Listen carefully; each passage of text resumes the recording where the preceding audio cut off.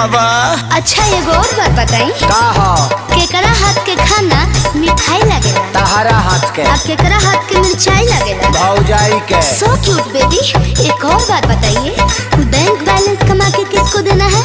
आपको। और किसको बताना नहीं है? बाप को।